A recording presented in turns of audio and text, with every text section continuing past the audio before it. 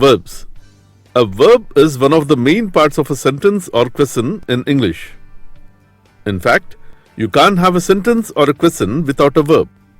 That's how important these action parts of speech are.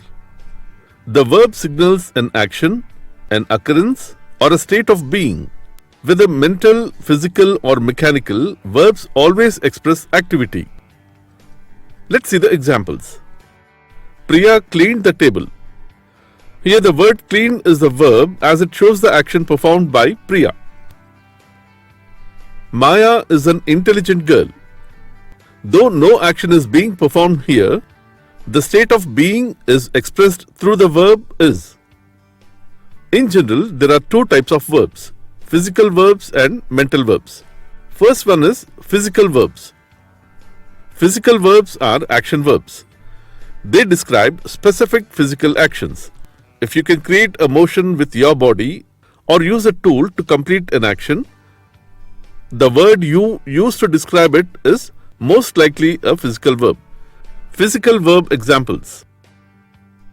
Let's run to the corner and back. I hear the train coming.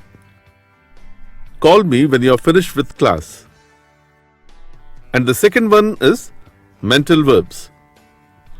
Mental verbs have meanings that are related to concepts such as discovering, understanding, thinking, or planning. In general, a mental verb refers to a cognitive state. Mental verb examples. I know the answer. She recognized me from across the room. Do you believe everything people tell you? In addition to these, the other type is states of being verbs. It is also known as linking verbs. State of being verbs describe conditions or situations that exist. State of being verbs are inactive since no action is being performed. These verbs are usually complemented by adjectives. States of being verb examples. I'm a student. We are circus performers. Please be quiet. Now let's study the kinds of verbs, and these are classified into three categories. They are: first one, finite and infinite verbs; second one, transitive and intransitive verbs; and third one, regular and irregular verbs. First one, finite and non-finite verbs. Finite verbs.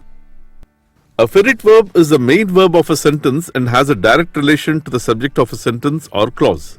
A sentence with a finite verb does not require another verb in the sentence in order to be grammatically correct. Let's see some examples. I play every day. She skips many classes. She cried for hours. All the verbs mentioned above are finite verbs as they express actions directly related to the subject of the sentence. The only verbs that could be said to be finite are those in their base form: eat, play, read. All the infinite form without to, their past tense form, or their third person singular form: eats, plays, reads. Non-finite verbs. Verb forms that are never considered finite and are known as non-finite verbs are gerunds, infinitives, and participles, both past and present. For example, the teacher is teaching the French Revolution. Here, the present continuous verb is teaching has been used. Note that teaching is present participle form and is considered as a non-finite verb. The finite verb in the sentence is the auxiliary verb is. And the next one, transitive and intransitive verbs. Transitive verb. This describes an action that is happening to someone or something. This person or thing is known as the direct object of the verb. Let's see some examples. He is holding a pen. Here the action of holding is happening to a pen. I borrowed the book from the library. Here the action of borrowed is happening to the book. I was reading an interesting book last night. Here, the action reading is happening to an interesting book. Moreover, transitive verbs can also take indirect objects, which are the people or things receiving the direct object. For example, I mailed the draft to my boss. Here, my boss receives the draft through the action of mailing. Intransitive verbs. These verbs do not have objects, that is, no one or nothing is receiving their action. Let's see some examples. Meera runs. Here there is no object receiving the action of running. I cannot believe that the riots broke out. Here there is no object receiving the action of broke out. Do not disturb while the children sing. Here there is no object receiving the action of sing.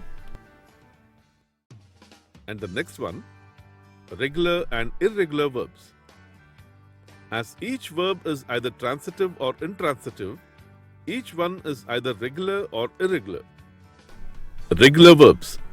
They are those to whose base form D or ED can be added to form both the past simple tense and past participle forms.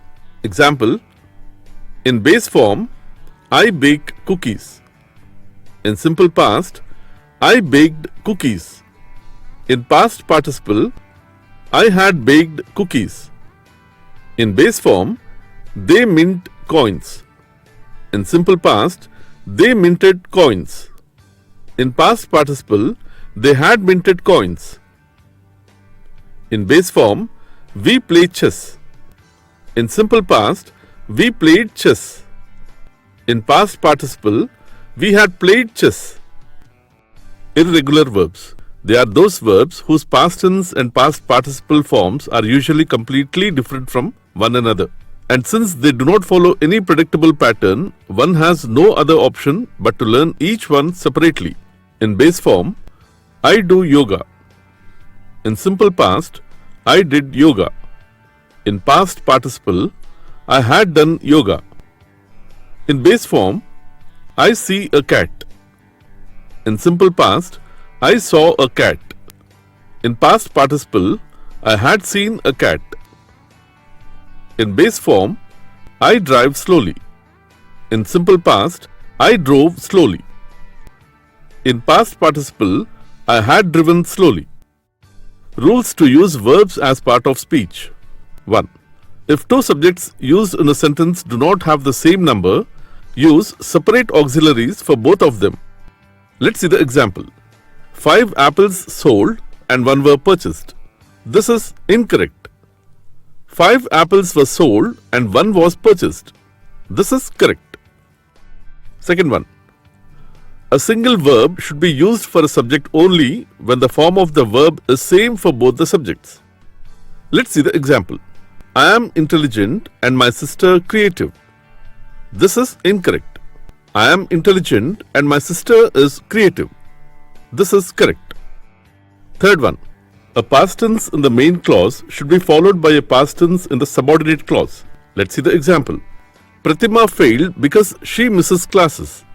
This is incorrect. Pratima failed because she missed classes. This is correct. Fourth one. A past tense in the main clause can be followed by a present tense in the subordinate clause when the subordinate clause expresses a universal truth. Let's see the example.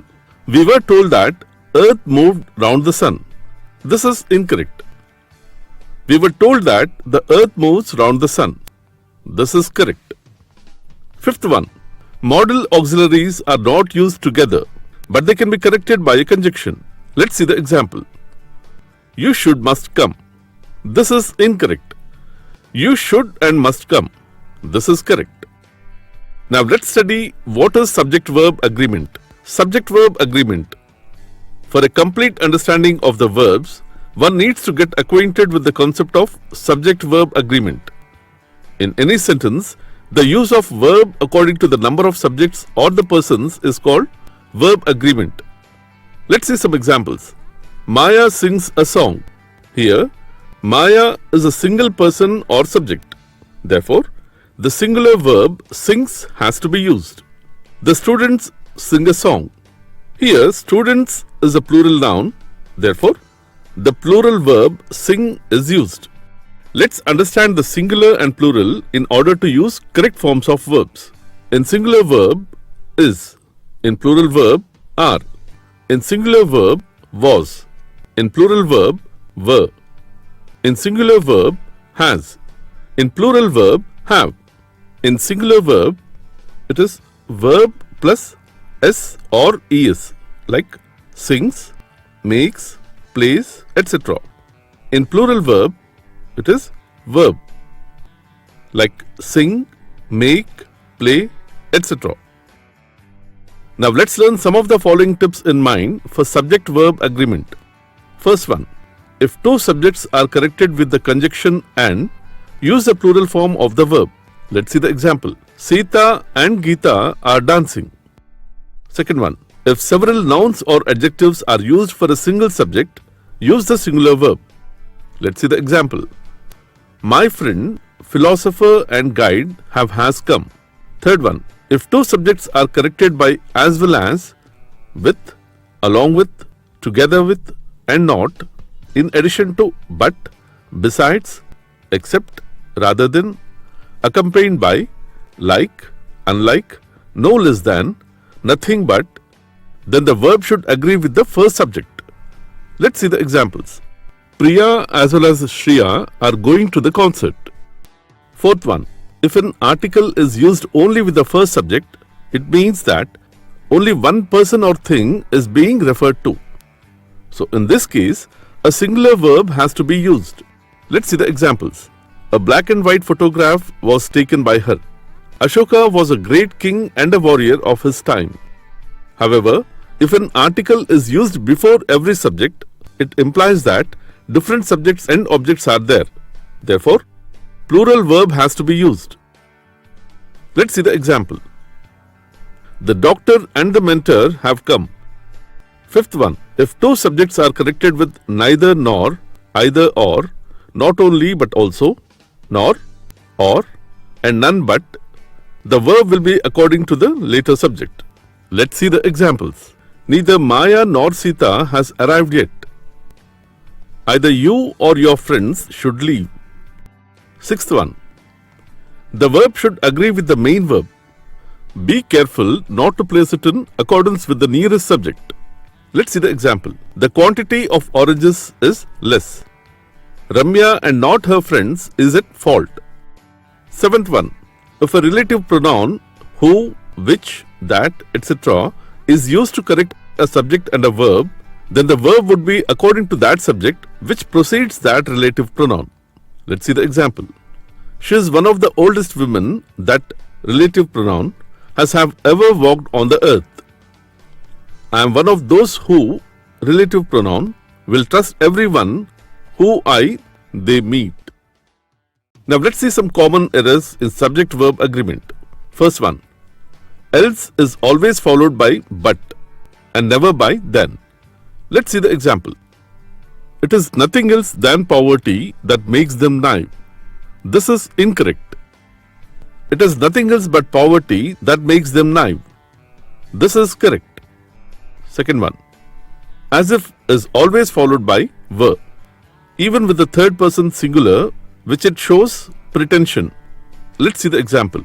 He speaks as if he was a good man. This is incorrect. He speaks as if he were a good man. This is correct. Third one, not is never used with until. Let's see the example. I will talk until you do not speak. This is incorrect. I will talk until you speak. This is correct. Fourth one, no sooner should always be followed by then and not by but or then. Let's see the example. No sooner I finish this work than I shall begin another. This is incorrect. No sooner I finish this work than I shall begin another. This is correct. Fifth one, hardly and scarcely should be followed by when or before and not by than or that. Let's see the example. Hardly did I reach the venue, then the event started. This is incorrect. Hardly did I reach the venue when the event started. This is correct. Sixth one, that should not be used before a sentence in direct speech. Let's see the example. She said that he will go there. This is incorrect. She said he will go there. This is correct. Seventh one, that should not be used before interrogative adverbs and pronouns in the indirect speech. Let's see the example. She asked me that where I was. This is incorrect. She asked me where I was. This is correct. Eighth one, if two singular nouns refer to the same person or thing, then the verb must be singular. Let's see the example. Secretary and principal are coming. This is incorrect. Secretary and principal is coming. This is correct. Ninth one, two or more singular subjects are connected by and, then the verb will be plural. Let's see the example. Arvind and Ashwin is coming. This is incorrect. Arvind and Ashwin are coming. This is correct. Tenth one, two subjects joined by and will always take a plural verb, but when considered as a single unit, then the verb will be singular. Let's see the example. Bread and jam was bought separately. This is incorrect. Bread and jam were bought separately. This is correct. Now let's see the errors in use of verbs. First one, if two actions in a sentence are shown happening in the past, one after the other, the first act should be in past perfect and the second in simple past. Let's see the example. He left before I reached the venue. This is incorrect. He had left before I reached the venue. This is correct. Second one, a single verb should be made to serve two subjects only when the form of verb is same for both the subjects. Let's see the example. I am hungry and my sister is sleepy. This is incorrect. I am hungry and my sister is sleepy. This is correct. Third one, a verb when preceded by a preposition must be the gerund. Let's see the example. They were warned for come late. This is incorrect. They were warned for coming late. This is correct. Fourth one, when there are two subjects in a sentence and they are not in the same number, then we must have to use the separate auxiliaries.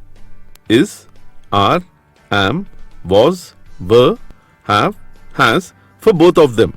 Let's see the example. One killed and two were injured. This is incorrect. One was killed and two were injured. This is correct. Fifth one, two auxiliaries can be used with one principal verb only when the form of the principal verb is appropriate to both the auxiliaries. Let's see the example. He never has and never will take such a long leave. This is incorrect. He never has taken and never will take such long leave. This is correct. Sixth one, when there is only one auxiliary to two principal verbs, it should be correctly associated with both. If not, two auxiliary verbs must be used. Let's see the example. 10 students have passed, 1 failed. This is incorrect. 10 students have passed, 1 has failed. This is correct. Seventh one, when the subordinate clause comes after lest, the auxiliary verb should must be used whatever be the tense of the verb in the main clause. Let's see the example. We start early lest we shall miss the train. This is incorrect. We start early lest we should miss the train. This is correct. Eighth one, to modify a verb, an adjective or another adverb, we use an adverb. Let's see the example. She speaks very intelligent. This is incorrect. She speaks very intelligently. This is correct. Ninth one, modal auxiliaries are not used together, but two auxiliaries can be connected by a conjunction. Let's see the example. He should must say it. This is incorrect. He should and must say it. This is correct. Tenth one, when need or dare is followed by not, it turns into modal auxiliary. In that situation, it takes infinite and we cannot use needs not or dares not. Let's see the example. He dares not do it. This is incorrect. He dare not to do it. This is correct. So this is about verbs.